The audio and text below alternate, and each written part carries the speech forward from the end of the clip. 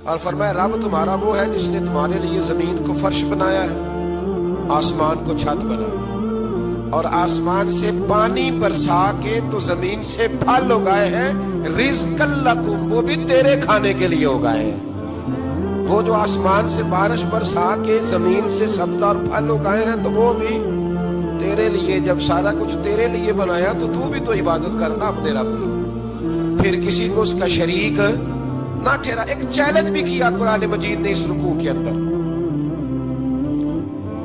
کہا کرتے تھے مکے کے لوگ کہ آپ قرآن مجید کی آیتیں نبی کریم علیہ السلام سے کہا کرتے تھے کہ معاذ اللہ آپ خود بناتے ہیں، بنا کے لاتے ہیں۔ تو اللہ کریم نے فرمایا وَإِن كُنتُمْ فِي رَيْبٍ مِّمَّا نَزَّلْنَا عَلَىٰ عَبْدِنَا فَأْتُوا بِسُورَةٍ مِّن مِّثْلِهِ، اگر تمہیں شک ہو نا اس میں جو ہم نے بندہ خاص پہ نازل کیا ہے تو تم بھی اس جیسی ایک صورت بنا کے لاؤ۔ پڑھے لکھے تو تم بھی ہو نا، مکے میں تم بھی رہتے ہو، تو ایک صورت بنا کے لاؤ۔ قرآن مجید ہم سے چھینا گیا ہے سازش کے تحت، اس لیے کہ جس قوم کو قرآن آ جاتا ہے نا پھر کوئی کافر اس کا مقابلہ نہیں کر سکتا۔ دیکھیں نا اگر کافروں کے پاس جواب ہوتا قرآن پاک کا تو بدر اور احد میں نا کوئی آیت بنا کے لاتے، قرآن کے مقابلے کی تلواریں لے کے نہ آتے، ان کے پاس جواب ہی نہیں تھا۔ اور قیامت تک کسی کافر کے پاس قرآن مجید کا کوئی جواب، قرآن کا کوئی جواب، قسم اللہ کی جواب کوئی نہیں، قرآن اس کا کوئی جواب نہیں۔ کیا بات ہے قرآن پاک کی۔ وہ ایک دفعہ مسلمہ کذاب بے ایمان کہنے لگا میں نے بنا لیا ہے قرآن پاک کا جواب۔ معاذ اللہ، جواب کیا بنایا؟ وہ سورت ہے نا القاریۃ ما القاریۃ وما ادراک ما القاریۃ، کھڑکھڑانے والی کیا ہے، کھڑکھڑانے والی تمہیں کیا پتا کیا ہے، کھڑکھڑی قیامت کا ذکر ہے۔ کہنے لگا میں نے اس کی ایسی صورت بنا لیا، تو کیا بنایا؟ الفیل ملفیل وما ادراک ما الفیل، کہنے لگا ہاتھی، تمہیں کیا پتا کیا ہاتھی، تم کیا جانو کیا ہاتھی۔ تو پاس جو اس کے اپنے بیٹھے تھے نا چیلے، کہنے لگے چپ کر جا، سارے زمانے کو پتا ہے ہاتھی کیا ہوتا ہے۔ تو پاگل ہے، اس کے دو کان ہوتے ہیں، ایک سونڈ ہوتی ہے، چار اس کے پیر ہوتے ہیں۔ بیوقوف آدمی قرآن کا مقابلہ کرنا ہے تو وہ چج کے ساتھ کر، پاگلوں کی طرح مقابلہ کرے گا، جوتے کھائے گا بھی ہمیں بھی پڑھوائے گا۔ تو قرآن مجید کا کوئی مقابلہ کر سکا؟ تو اس آیہ مبارکہ میں اللہ نے کافروں کو یہ کہا اگر مقابلہ نہیں کر سکتے تو پھر اللہ سے ڈرو، ورنہ دوزخ میں ڈالے جاؤ گے، وہ جس کا ایندھن آدمی اور پتھر ہے، اور بنائی بھی کافروں کے لیے گئی ہے۔ اعدت للکافرین، جہنم کس کے لیے بنائی گئی ہے؟ کافروں اور منافقوں کے لیے۔ مسلمانوں کے لیے بنائی گئی، مسلمان مرضی سے چھلانگے لگائیں تو ان کی موج ہے، ورنہ ان کے لیے جہنم، ان کے لیے اللہ نے جنت بنائی ہے۔ اور یہ بات کرتے ہی رب کریم نے فرمایا اے محبوب علیہ السلام، مومنوں کو خوشخبری دے دیں کہ اللہ نے ان کے لیے جنت بنائی ہے، اس میں باغات ہیں، انہیں رزق دیا جائے گا کھانے کے لیے، اور اس میں انہیں پاکیزہ بیویاں دی جائیں گی، اور پھر وہ اس میں ہمیشہ رہیں گی، انہیں اس سے نکالا نہیں جائے گا۔ آگے جو آیات کریمہ ہے نا اس کے اندر اللہ تبارک و تعالیٰ نے فرمایا ہے کہ اللہ حیا نہیں کرتا سمجھانے کے لیے، مچھر کی مثال بھی دینی پڑے۔ فرمایا قرآن سے کچھ لوگ ہدایت حاصل کرتے ہیں، کچھ گمراہ ہو جاتے ہیں۔ جب لوگ اپنی مرضی کی تشریحات چاہتے ہیں تو گمراہ ہوتے ہیں، اور جب قرآن کو رسول اللہ صلی اللہ علیہ وسلم اور امت مسلمہ کی تشریحات کی روشنی میں سمجھتے ہیں تو پھر اللہ ہدایت عطا فرماتا ہے۔ پھر اللہ تبارک و تعالیٰ نے آگے ارشاد فرمایا حضرت آدم کی پیدائش کا واقعہ۔ مفسرین نے لکھا اللہ نے مشورہ کیا تھا فرشتوں سے، وَإِذْ قَالَ رَبُّكَ لِلْمَلَائِكَةِ إِنِّي جَاعِلٌ فِي الْأَرْضِ خَلِيفَةً، لیکن کچھ مفسرین کہتے ہیں کہ اللہ کو ضرورت نہیں فرشتوں سے مشورہ کرنے کی، اللہ نے فرشتوں سے مشورہ نہیں کیا، بلکہ رب نے انہیں آگاہ فرمایا تھا کہ میں لگا ہوں زمین پہ اپنا نائب بنانے، میں خلافت دینے لگا ہوں زمین پہ۔ اب یہ تو دینے والی کی مرضی ہے نا، اس نے کس کو دینی ہے، یہ تو دینے والے کی مرضی ہے نا اس نے۔ تو کچھ لوگ کہتے ہیں کہ دینے والے سے زیادہ ہمیں پتہ ہے، تو فرشتوں کو بھی یہ اجتہادی خطا ہو گئی، کہنے لگے یا اللہ اسے نہ بنانا، یہ فساد کرے گا، یہ خون ریزیاں کرے گا۔ تو اللہ نے فرمایا جو میں جانتا ہوں وہ تم، اللہ اکبر۔ امام راضی فرماتے جب رمضان آتا ہے تو اللہ فرشتوں سے کہتا ہے ذرا یہ کھول کے دروازے دیکھو نا یہ زمین پہ کیا کر رہے ہیں، تم تو کہتے تھے فساد کریں گے اور یہ سارے تراویح پڑھ رہے ہیں، تم تو گویا کہتے تھے فساد کریں گے اور یہ تو دیکھو گویا رمضان کے روزے رکھ رہے ہیں۔ یہ تو میری یاد میں نکلے ہوئے، تم کچھ کہتے تھے اور دیکھو میں نے تمہیں کہا تھا نا جو میں جانتا ہوں وہ تم۔ اللہ نے پھر حضرت آدم علیہ السلام کو تمام زمانے کے علوم عطا کیے، علم سکھا لیا۔ تو فرشتوں سے کہا تم بھی ان چیزوں کے نام بتاؤ، تو وہ بتا سکے نہیں۔ اللہ نے فرمایا اب اس طرح کرو، آدم کو سجدہ کرو۔ سب نے سجدہ کیا سوائے، وہ کہنے لگا یا اللہ صرف تجھے ہی کرنا ہے، کرنا بھی صرف اللہ کو چاہیے، پر رب کے آگے بھی جھکنا چاہیے، اور جس کے سامنے رب جھکائے نا وہاں بھی۔ اور یہ جو عاجزی ہے نا، یہ جو جھکنا ہے، یہ علم کے آگے ہے۔ ہماری مصیبت یہ ہے کہ ہم علم کے آگے بھی گردن جھکانے کو تیار نہیں ہوتے، وہاں بھی ہم خود عالم فاضل بن جاتے ہیں۔ تو فرمایا کہ سب سے کہا سجدہ کرو، سب نے سجدہ کیا سوائے ابلیس کے۔ تو پھر ہوا کیا، وکان من الکافرین، وہ کافروں میں سے ہو گیا۔ پھر اللہ نے حضرت آدم کو اور جناب حوا کو نا مقام دے دیا جنت میں رہنے کے لیے، اور کہا سارا کچھ کھانا، درخت کے قریب نہ جانا۔ ابھی آپ کسی سے کہہ دیں تھوڑا سا کہ پیچھے نہ دیکھنا، یعنی اگر میری سمجھ لیں ادب کی وجہ سے کوئی 1.5-2 منٹ یا 6 منٹ نہیں بھی نہ دیکھے گا تو سوچے گا ضرور کہ پتہ نہیں اب پیچھے کیا ہے، مصیبت کیا ہے۔ یعنی آپ کہہ کے دیکھ لیں کسی کو، پیچھے نہ دیکھنا فطرت ہے نا انسان کی، وہ جستجو کرتا ہے، کہا اس درخت کے پاس نہ جانا۔ تو حضرت حوا سلام اللہ علیہ کہتے ہیں دل میں خیال رہتا تھا کہ آخر ہے کیا درخت کے پاس۔ یہی انسان کا عقیدہ توحید ہے کہ جہاں سے رب منع کر دے وہاں وہ منع ہو جائے، اور یہ ان کی خطا نہیں تھی، یہ اللہ کی حکمت تھی، چونکہ رب نے تو پہلے کہہ دیا تھا بنایا ہی زمین کے لیے، تو یہ تو سارا کچھ ہونا تھا تو زمین پہ آنا تھا نا۔ تو حضرت حوا اور جناب آدم کے پاس شیطان آیا، اس کو نکال تو دیا تھا پر ابھی اس کا جنت میں آنا جانا بند نہیں ہوا تھا، یہ بھی اللہ کی حکمت تھی۔ تو وہ کہنے لگا تمہیں پتہ ہے بعد میں مر جاؤ گے؟ تو حضرت حوا کہنے لگی کیا موت بھی آئے گی؟ کہاں، اس کی تکلیف بھی بڑی ہوگی، تو پھر بچیں گے کیسے؟ تو کہنے لگے پھل کھا لو اس درخت کا۔ تو بچنے کے لیے پھل کھایا تھا۔ اس طرح لوگ آج بہت سارے کام بچنے کے لیے کرتے ہیں پر بچ سکتے، بچنے کے لیے پھل کھایا تو اللہ نے فرمایا زمین پہ چلے جاؤ۔ تو حضرت آدم زمین پہ آئے، پھر کئی 100 سال روتے رہے۔ فَتَلَقَّى آدَمُ مِن رَبِّهِ کَلِمَاتٍ، تو پھر اللہ نے خود ہی جناب آدم کو کچھ کلمے سکھائے۔ علامہ اسماعیل حقی فرماتے ہیں وہ کلمے یہ تھے کہ حضرت آدم نے میرے نبی کا وسیلہ پیش کیا، اللہ کریم نے جناب آدم کی دعا کو مقبول فرما لیا۔ پھر آگے بنی اسرائیل کا ذکر آ جاتا ہے۔ اللہ تعالیٰ نے بنی اسرائیل، آج آپ اسی قوم کو یہودی کہتے ہیں، ان کو اللہ نے اس زمانے میں فضیلت عطا کی تھی بہت زیادہ۔ تو عرب کے اندر جب نبی پاک علیہ السلام نے اعلان نبوت کیا تو کچھ لوگوں نے یہ کہہ دیا کہ اگر یہ یہودی کلمہ پڑھ لیں گے تو ہم بھی پڑھ لیں گے۔ تو پھر اللہ نے انہیں یاد کرایا کہ تم اصل میں کیا ہو، تمہیں کلمہ پڑھنا چاہیے۔ تو اہل یہود کا تذکرہ کرتے کرتے رب کریم نے ایک بات یہ بھی ارشاد فرمائی کہ تم لوگوں کو تو کہتے رہے ہو کہ وہ نبی آنے والے ہیں، وہ نبی آنے والے ہیں، اور جب آ گئے ہیں تو ماننے کو تیار نہیں ہو۔ تو فرمایا تأمرون الناس بالبر وتنسون انفسکم وانتم تتلون الکتاب، لوگوں کو بھلائی کا حکم دیتے ہو اور اپنے آپ کو بھول جاتے ہو۔ افلا تعقلون، تمہیں عقل نہیں؟ پھر اللہ نے انہیں یہ بھی یاد کرایا کہ یاد کرو وہ زمانہ کہ جب فرعون نے خواب دیکھ لیا تھا کہ کوئی بچہ اس کی سلطنت کو تباہ کرے گا، تو پھر اس نے تمہارے بچوں کو ذبح کرانا شروع کیا اور تمہاری بیٹیوں کو چھوڑتا تھا۔ فرمایا یہ بھی تو تم نے دیکھا، میں نے تمہیں پھر تم سے کہا جہاد کرو قوم عمالقہ کے خلاف، تو مقام طیہ میں جا کے یہ لوگ کہنے لگے ہم سے جہاد نہیں ہوتا۔ اللہ نے انہیں ایک میدان میں قید کر دیا۔ بڑی دلچسپ بات، قید تو لوگ ہوتے ہیں نا چار دیواری میں، تو اللہ نے بنی اسرائیل والوں کو جب انہوں نے کہا جہاد نہیں کریں گے تو اللہ نے میدان میں قید کر دیا۔ میدان میں، یہ یاد رکھیں، جب انسان اللہ کی نافرمانی کرتا ہے تو اسے ایسی قید ملتی ہے جس کا اس نے تصور بھی نہیں کیا ہوتا۔ ایک میدان ہے مقام طیہ، قید ہو گئے، سارا دن سفر کرتے تھے، سارا دن، تو رات کو تھک کے سوتے تھے، صبح اٹھتے تھے نا جب، تو وہیں ہوتے تھے جہاں کل صبح چلے تھے۔ تو رب جب کسی کو قیدی بناتے ہیں تو اسے زنجیروں کی، سلاخوں کی ضرورت ہے۔ دعا فرمائے اللہ تبارک و تعالی غموں سے نجات عطا فرمائے، یہ دعا فرمائے۔ ایسی قید دیتا ہے کہ جس سے پھر چھٹکارا ہو سکتا۔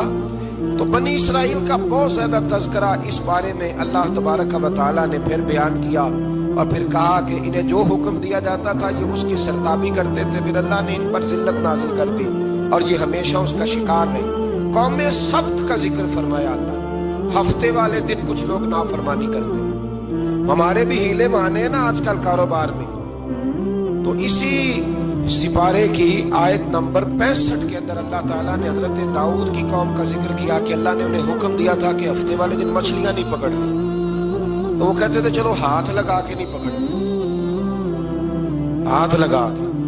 وہ ہمارے لوگ ہیلے بہانے تلاش کر لیتے ہیں نا، وہ بڑے جناب انشورنس والا آ گیا، اب وہ بینک والا آ گیا، وہ فلانے صاحب آ گئے، وہ تروڑ مروڑ کے کہانیاں باتیں، اور پھر ہمیں بھی رستے مل جاتے ہیں بچنے کے۔ مفتی صاحب نے کہہ دیا تھا، ایک مولانا سے میں نے ان کو کہا ہفتے والے دن مچھلیاں نہیں پکڑنے کا، نہیں پکڑتے، چھوٹے چھوٹے حوض بنا لیے تو مچھلیاں زیادہ آتی تھی اس دن۔ یہ بھی اللہ کی قدرت تھی، نماز کے وقت گاہک زیادہ آتے ہیں، یہ اس کی قدرت ہوتی ہے۔ تو وہ مچھلیاں حوض میں جمع ہو جاتی، یوں سمجھ لیں کہ جال انہوں نے لگا لیے ہوئے تھے، تو جال میں وہ پھنستی رہتی تھی، حوضوں میں آتی رہتی تھی۔ ہفتے کو نہیں پکڑتے تھے، اتوار کو پکڑ لیتے تھے، تو پھر اللہ نے انہیں سزا دی۔ فرمایا تماشے کرتے ہو اللہ کے حکم کے ساتھ، کیا سزا دی؟ فَقُلْنَا لَهُمْ كُونُوا قِرَادَةً خَاسِئِينَ، فرمایا بندر بن جاؤ دھتکارے ہو۔ جو رزق حرام طریقے سے کماتے تھے رب انہیں بندر بنا دیتا تھا۔ ابھی بھی میں نے دیکھے ہیں بڑے بڑے تاجر پاگلوں جیسی زندگی گزار رہے ہیں، نفسیاتی طور پہ سکون نہیں ہے، کروڑوں روپیہ پڑا ہے۔ کیوں؟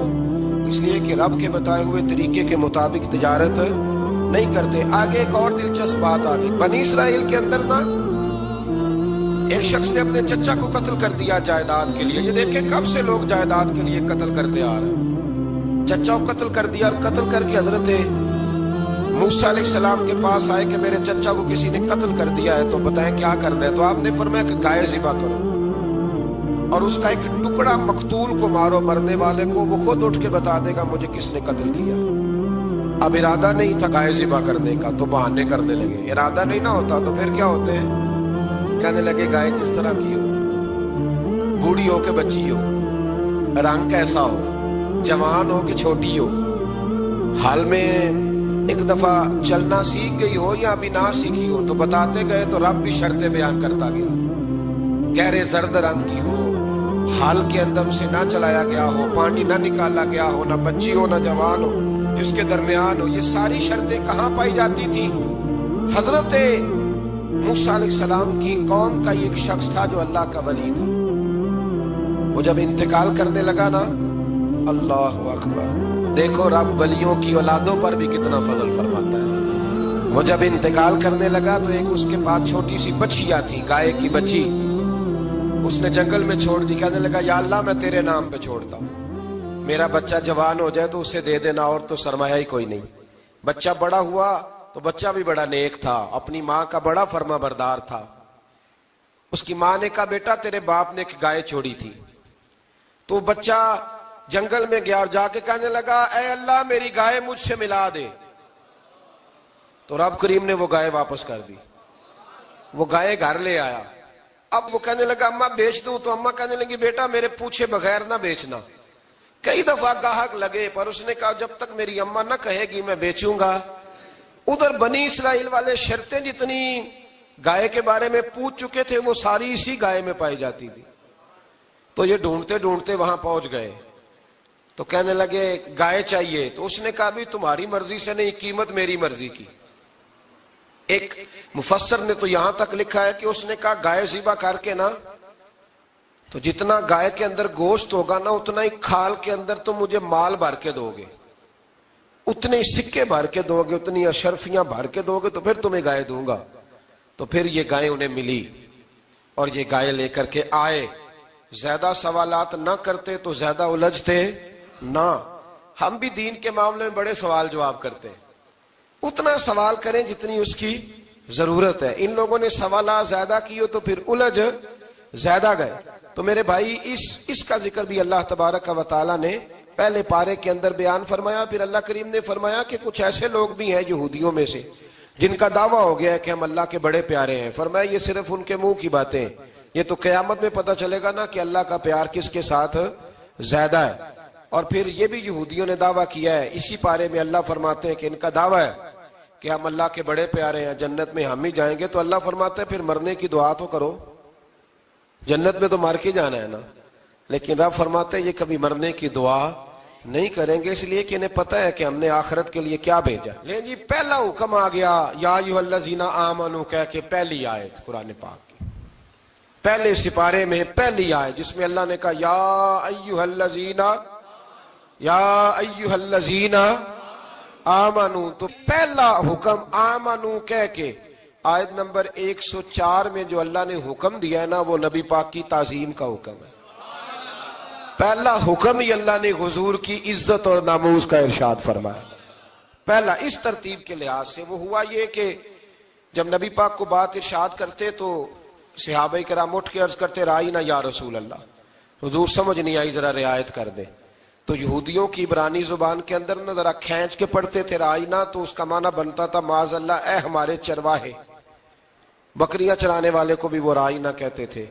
تو جب صحابہ یہ کہنے لگے تو اللہ نے منع ہی کر دیا. فرمایا میرے محبوب کے غلاموں، اس لفظ کے پیچھے چھپ کے لوگ میرے نبی کی بے ادبی کر جاتے ہیں. تو جس لفظ کا کوئی ایک معنی بے ادبی والا بنتا ہو وہ لفظ بھی میرے نبی کے لیے نہ کہو. لفظ وہ والے کہو جس میں کوئی بے ادبی کا معنی نکلے نہ. یہاں لوگوں نے بڑے بڑے لفظ نہیں بول دیے، پھر کہتے میرا مطلب یہ تھا، میرا مطلب وہ تھا. تو نے وہ لفظ بولا کیوں جس کا کوئی غلط مطلب بھی نکل سکتا تھا؟ اللہ نے فرمایا یا ایھا الذین آمنوا لا تقولوا رائینا، اے ایمان والو رائینا کہو ہی نہ. تو یا اللہ کیا کہیں؟ فرمایا وقولوا انظرنا، تم کہو یا رسول اللہ ایک نظر فرمائیے. انداز دیکھیے، انظرنا ایک نظر. تو ہمارے بزرگ تو پہلے ہی بڑے پیار والوں نے کہہ دیا یا رسول اللہ انظر حالنا. کہتے کہاں سے لاتے ہو جملے؟ میں نے کہا اللہ کی کتاب سے. یا رسول اللہ انظر حالنا یا حبیب اللہ اسمع قالا. تو تم کہو انظرنا، محبوب نظر کرم کریں، واسمعوا. اور کیا ضرورت ہے دوبارہ پوچھنے کی؟ اللہ کہتا ہے پہلے ہی دھیان سے سنا کرو، پہلے ہی واسمعوا، پہلے ہی احتیاط سے سنو. وللکافرین عذاب علیم، اور کافروں کے لیے دردناک عذاب ہے. لیکن جی اسی پارے میں اللہ تبارک و تعالیٰ نے پھر اہل یہود کا ذکر کیا. تو یہود کہنے لگے کہ ہم حضرت ابراہیم کے ماننے والے ہیں. تو اللہ کریم نے وہ بھی ذکر کیا کہ میں نے تو ابراہیم کو آزمایا ہے. وَإِذِ ابْتَلَىٰ إِبْرَاهِيمَ رَبُّهُ بِكَلِمَاتٍ فَأَتَمَّهُنَّ، ہم نے ابراہیم کو کچھ چیزوں سے آزمایا ہے، وہ ہماری آزمائش پہ پورے اترے. قَالَ إِنِّي جَاعِلُكَ لِلنَّاسِ إِمَامًا، تو پھر ہم نے انہیں کہا کہ ہم آپ کو پوری دنیا کا امام بنائیں گے.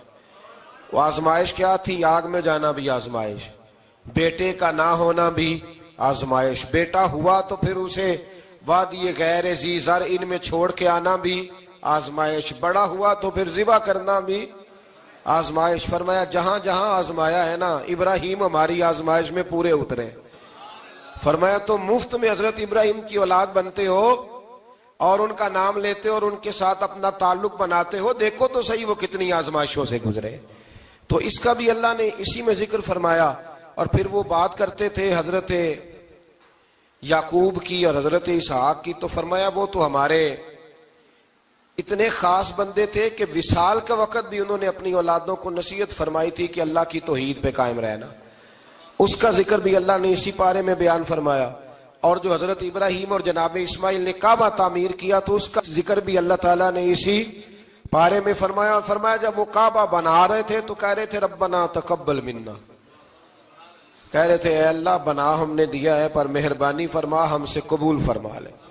تو جو آیہ کریمہ آخر میں عرض کرنا چاہتا ہوں اس پر بھی تھوڑی توجہ فرمائیں گے تو بات بڑی نکھر کے باہر آئے گی. یہ 16ویں رکوع کے اندر اللہ نے پھر یہود کا اور عیسائیت کا ذکر فرمایا. تو اللہ کریم نے ایک بات ارشاد فرمائی. یہودیوں کے ہاں جب کوئی بچہ پیدا ہوتا تھا وہ پیلے رنگ کے ساتھ اس کو رنگتے تھے، یا کوئی خاص رنگ تھا ان کا. بچہ پیدا ہوتا تو اس پر وہ رنگ چڑھاتے کہ یہ جی ہمارے مذہب کا رنگ ہے. ہمارے ہاں بھی رسمیں ہیں نا اپنی اپنی، معاذ اللہ اپنی اپنی نہیں ہونی چاہیے، اللہ رسول کا حکم ہونا چاہیے. تو یہودیوں کے ہاں بچہ پیدا ہوتا تو ایک خاص رنگ چڑھاتے، عیسائیوں کے ہاں پیدا ہوتا تو وہ بھی ایک خاص رنگ چڑھاتے. تو مسلمانوں کے ہاں بچے پیدا ہوئے تو انہوں نے بھی توجہ کی کہ یہ کیا ہو رہا ہے، تو رب کریم نے فرمایا صبغۃ اللہ، رنگ اللہ کا ہی ہے. ومن احسن من اللہ صبغہ، اور فرمایا اللہ کے رنگ سے زیادہ خوبصورت کس کا رنگ ہو سکتا ہے. اللہ کا رنگ کیا ہے؟ لا الہ الا اللہ محمد الرسول اللہ صلی اللہ علیہ. فرمایا نیلے پیلے کالے رنگ نہ چڑھاؤ، اپنے ذہن پر توحید و رسالت کا رنگ چڑھاؤ. یہ سب سے بہترین رنگ ہے. اگر تمہارے ذہنوں پر رب رسول کی توحید کا رنگ چڑھ گیا تو یہ وہ والا رنگ ہے، پھر تمہیں کسی اور رنگ کی طرف جانے کی ضرورت نہیں پڑے گی. تو فرمایا رنگ وہ پیدا کرو جو توحید کا ہے، رسالت کا ہے، اس رنگ کی توجہ کرو.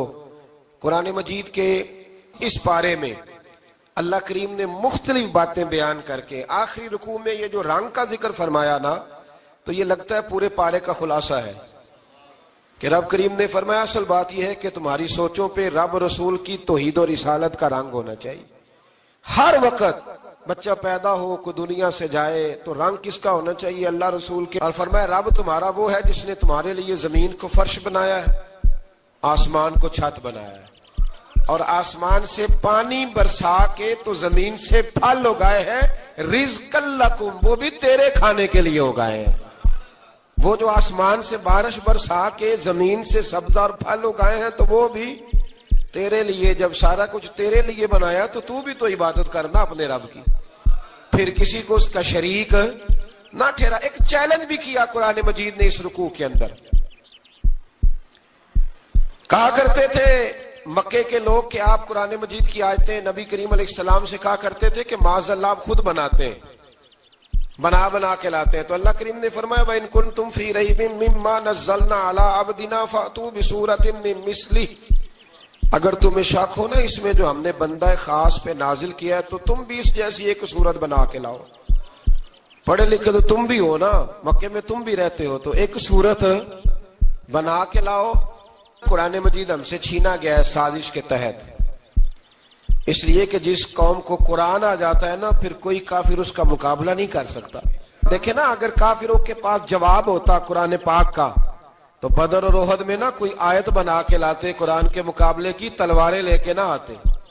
ان کے پاس جواب ہی نہیں تھا. اور قیامت تک کسی کافر کے پاس قرآن مجید کا کوئی جواب، قرآن کا کوئی جواب، قسم اللہ کی جواب کوئی نہیں قرآن کا، اس کا کوئی جواب نہیں. کیا بات ہے قرآن پاک کی. وہ ایک دفعہ مسلمہ کذاب بے ایمان کہنے لگا میں نے بنا لیا ہے قرآن پاک کا جواب. معاذ اللہ. جواب کیا بنایا؟ وہ صورت ہے نا القاریۃ ملقاریہ وما ادراک ملقاریہ، کھڑکھڑانے والی. کیا ہے کھڑکھڑانے والی؟ تمہیں کیا پتا کیا ہے کھڑکھڑی؟ قیامت کا ذکر ہے. کہنے لگا میں نے اس جیسی صورت بنا لیا. تو کیا بنایا؟ الفیل ملفیل وما ادراک ملفیل. کہنے لگا ہاتھی. تمہیں کیا پتا کیا ہاتھی؟ تم کیا جانو کیا ہاتھی؟ تو پاس جو اس کے اپنے بیٹھے تھے نا چیلے، وہ کہنے لگے چپ کر جا، سارے زمانے کو پتا ہے ہاتھی کیا ہوتا ہے. تو پاگل ہے، اس کے دو کان ہوتے ہیں، ایک سونڈ ہوتی ہے، چار اس کے پیر ہوتے ہیں. بیوقوف آدمی قرآن کا مقابلہ کرنا ہے تو کچھ چج کے ساتھ کر. پاگلوں کی طرح مقابلہ کرے گا، جوتے کھائے گا بھی، ہمیں بھی پڑھوائے گا. تو قرآن مجید کا کوئی مقابلہ کر سکا؟ تو اس آیہ مبارکہ میں اللہ نے کافروں کو یہ کہا اگر مقابلہ نہیں کر سکتے تو پھر اللہ سے ڈرو، ورنہ دوزخ میں ڈالے جاؤ گے. وہ جس کا ایندھن آدمی اور پتھر ہے، اور بنائی بھی کافروں کے لیے گئی ہے. اعدت للکافرین، جہنم کس کے لیے بنائی گئی ہے؟ کافروں اور منافقوں کے لیے. مسلمانوں کے لیے بنائی گئی.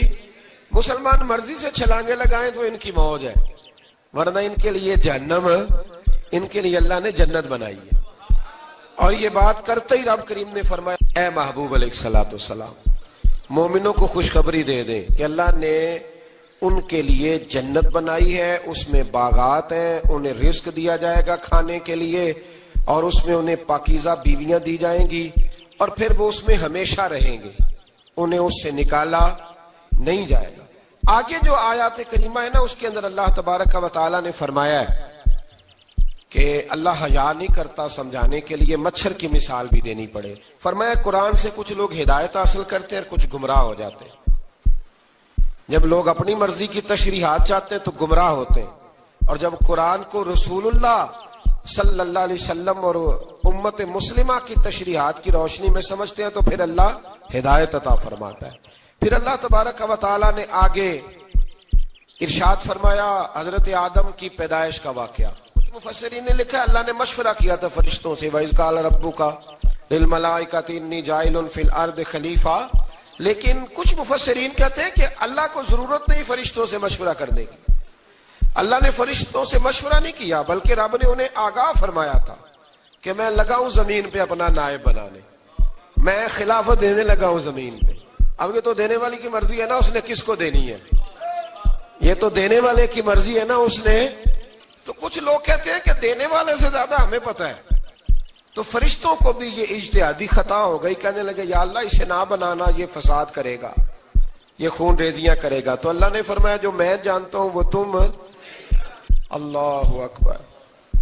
امام راضی فرماتے جب رمضان آتا ہے تو اللہ فرشتوں سے کہتا ہے ذرا یہ کھول کے دروازے دیکھو نا یہ زمین پہ کیا کر رہے ہیں، تم تو کہتے تھے فساد کریں گے اور یہ سارے تراویحاں پڑھ رہے ہیں، تم تو گویا کہتے تھے فساد کریں گے اور یہ تو دیکھو گویا رمضان کے روزے رکھ رہے ہیں، یہ تو میری یاد میں نکلے ہوئے ہیں، تم کچھ کہتے تھے اور دیکھو میں نے تمہیں کہا تھا نا جو میں جانتا ہوں وہ تم۔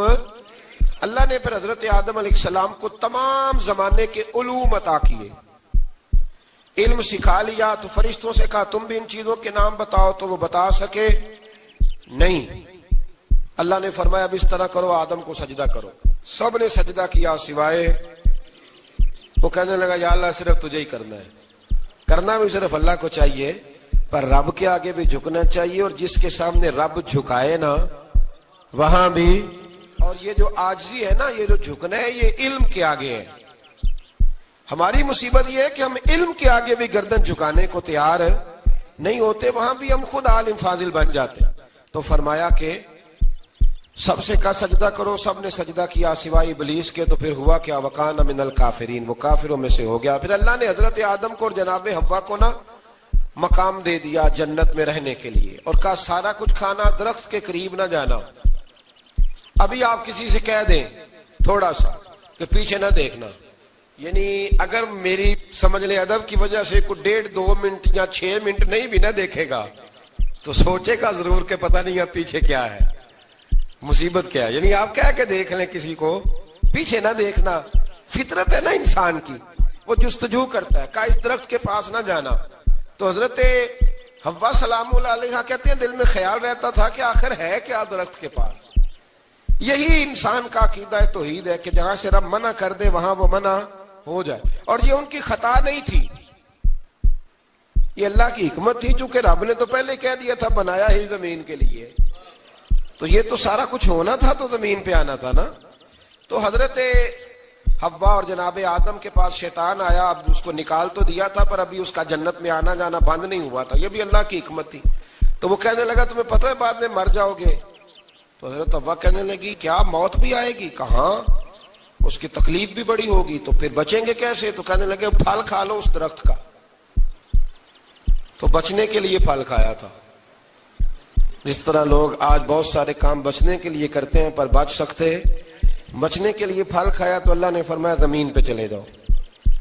تو حضرت آدم زمین پہ آئے، پھر کئی 100 سال روتے رہے۔ فَتَلَقَّى آدَمُ مِن رَبِّهِ کلمات، تو پھر اللہ نے خود ہی جناب آدم کو کچھ کلمے سکھائے۔ علامہ اسماعیل لکی فرماتے ہیں وہ کلمے یہ تھے کہ حضرت آدم نے میرے نبی کا وسیلہ پیش کیا، تو اللہ کریم نے جناب آدم کی دعا کو مقبول فرما لیا۔ پھر آگے بنی اسرائیل کا ذکر آ جاتا ہے۔ اللہ تعالیٰ نے بنی اسرائیل، آج آپ اسی قوم کو یہودی کہتے ہیں، ان کو اللہ نے اس زمانے میں فضیلت عطا کی تھی بہت زیادہ۔ تو عرب کے اندر جب نبی پاک علیہ السلام نے اعلان نبوت کیا تو کچھ لوگوں نے یہ کہہ دیا کہ اگر یہ یہودی کلمہ پڑھ لیں گے تو ہم بھی پڑھ لیں گے۔ تو پھر اللہ نے انہیں یاد کرایا کہ تم اصل میں کیا ہو، تمہیں کلمہ پڑھنا چاہیے۔ تو اہل یہود کا تذکرہ کرتے کرتے رب کریم نے ایک بات یہ بھی ارشاد فرمائی کہ تم لوگوں کو تو کہتے رہے ہو کہ وہ نبی آنے والے ہیں، وہ نبی آنے والے ہیں، اور جب آ گئے ہیں تو ماننے کو تیار نہیں ہو۔ تو فرمایا تأمرون الناس بالبر وتنسون انفسکم وانتم تتلون الکتاب، لوگوں کو بھلائی کا حکم دیتے ہو اور اپنے آپ کو بھول جاتے ہو، افلا تعقلون، تمہیں عقل نہیں؟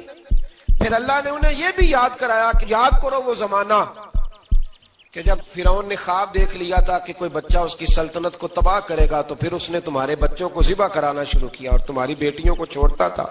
فرمایا یہ بھی تو تم نے دیکھا, میں نے تمہیں پھر تم سے کہا جہاد کرو قوم عمالقہ کے خلاف, تو مقام طیہ میں جا کے یہ لوگ کہنے لگے ہم سے جہاد نہیں ہوتا. اللہ نے انہیں ایک میدان میں قید کر دیا. بڑی دلچسپ بات, قید تو لوگ ہوتے ہیں نا چار دیواری میں, تو اللہ نے بنی اسرائیل والوں کو جب انہوں نے کہا جہاد نہیں کریں گے تو اللہ نے میدان میں قید کر دیا. میدان میں, یہ یاد رکھیں, جب انسان اللہ کی نافرمانی کرتا ہے تو اسے ایسی قید ملتی ہے جس کا اس نے تصور بھی نہیں کیا ہوتا. ایک میدان ہے مقام طیہ, قید ہو گئے, سارا دن سفر کرتے تھے, سارا دن, تو رات کو تھک کے سوتے تھے, صبح اٹھتے تھے نا جب تو وہیں ہوتے تھے جہاں کل صبح چلے تھے. تو رب جب کسی کو قیدی بناتا ہے تو اسے زنجیروں کی سلاخوں کی ضرورت, دعا فرمائے اللہ تبارک و تعالی غموں سے نجات عطا فرمائے. یہ دعا فرمائے, ایسی قید دیتا ہے کہ جس سے پھر چھٹکارا ہو سکتا. تو بنی اسرائیل کا بہت زیادہ تذکرہ اس بارے میں اللہ تبارک و تعالی نے پھر بیان کیا اور پھر کہا کہ انہیں جو حکم دیا جاتا تھا یہ اس کی سرتابی کرتے تھے, پھر اللہ نے ان پر ذلت نازل کر دی اور یہ ہمیشہ اس کا شکار رہے. قوم سبت کا ذکر فرمایا اللہ نے, ہفتے والے دن کچھ لوگ نافرمانی کرتے. ہمارے بھی ہیلے بہانے ہیں نا آج کل کاروبار میں, تو اسی سپارے کی آیت نمبر 65 کے اندر اللہ تعالیٰ نے حضرت داؤد کی قوم کا ذکر کیا کہ اللہ نے انہیں حکم دیا تھا کہ ہفتے والے دن مچھلیاں نہیں پکڑنی, تو وہ کہتے تھے چلو ہاتھ لگا کے نہیں پکڑنی, ہاتھ لگا کے. وہ ہمارے لوگ ہیلے بہانے تلاش کر لیتے ہیں نا, وہ بڑے جناب انشورنس والا آ گیا, اب وہ بینک والا آ گیا, وہ فلانے صاحب آ گئے, وہ تروڑ مروڑ کے کہانیاں باتیں, اور پھر ہمیں بھی رستے مل جاتے ہیں بچنے کے. مفتی صاحب نے کہہ دیا تھا, ایک مولانا سے میں نے ان کو کہا ہفتے والے دن مچھلیاں نہیں پکڑنی, کا نہیں پکڑتے, چھوٹے چھوٹے حوض بنا لیے. تو مچھلیاں زیادہ آتی تھی اس دن, یہ بھی اللہ کی قدرت تھی. نماز کے وقت گاہک زیادہ آتے ہیں, یہ اس کی قدرت ہوتی ہے. تو وہ مچھلیاں حوض میں جمع ہو جاتی ہیں, یوں سمجھ لیں کہ جال انہوں نے لگا لیے ہوئے تھے, تو جال میں وہ پھنستی رہتی تھی, حوضوں میں آتی رہتی تھی. ہفتے کو نہیں پکڑتے تھے, اتوار کو پکڑ لیتے تھے, تو پھر اللہ نے انہیں سزا دی. فرمایا تماشے کرتے ہو اللہ کے حکم کے ساتھ, کیا سزا دی؟ فَقُلْنَا لَهُمْ كُونُوا قِرَادَةً خَاسِئِينَ, فرمایا بندر بن جاؤ دھتکارے ہوئے. جو رزق حرام طریقے سے کماتے تھے رب انہیں بندر بنا دیتا تھا. ابھی بھی میں نے دیکھے ہیں بڑے بڑے تاجر پاگلوں جیسی زندگی گزار رہے ہیں, نفسیاتی طور پہ سکون نہیں ہے, کروڑوں روپیہ پڑا ہے. کیوں؟ اس لیے کہ رب کے بتائے ہوئے طریقے کے مطابق تجارت نہیں کرتے. آگے ایک اور دلچسپ بات آ گئی. بنی اسرائیل کے اندر نا ایک شخص نے اپنے چچا کو قتل کر دیا جائیداد کے لیے. یہ دیکھیں کب سے لوگ جائیداد کے لیے قتل کرتے آ رہے ہیں. چچا کو قتل کر دیا, اور قتل کر کے حضرت موسیٰ علیہ السلام کے پاس آئے کہ میرے چچا کو کسی نے قتل کر دیا ہے, تو بتائیں کیا کرنا ہے. تو آپ نے فرمایا کہ گائے ذبح کرو اور اس کا ایک ٹکڑا مقتول کو مارو, مرنے والے کو, وہ خود اٹھ کے بتا دے گا مجھے کس نے قتل کیا ہے. اب ارادہ نہیں تھا گائے ذبح کرنے کا تو بہانے کرنے لگے. ارادہ نہیں نہ ہوتا تو پھر کیا ہوتے ہیں, کہنے لگے گائے کس طرح کی ہو, بوڑھی ہو کہ بچی ہو, رنگ کیسا ہو, جوان ہو کہ چھوٹی ہو, حال میں ایک دفعہ چلنا سیکھ گئی ہو یا ابھی نہ سیکھی ہو, تو بتا